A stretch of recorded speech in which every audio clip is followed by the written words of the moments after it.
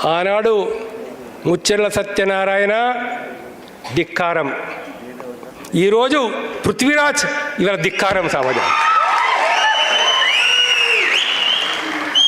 ఆ రోజు ముచ్చెర్ల సత్యనారాయణ ధైర్యానికి ప్రతినిధి, ఈరోజు మన పృథ్వీరాజ్ అదే ధైర్యాన్ని ఇవాళ ప్రదర్శిస్తూ ఉన్నాడు.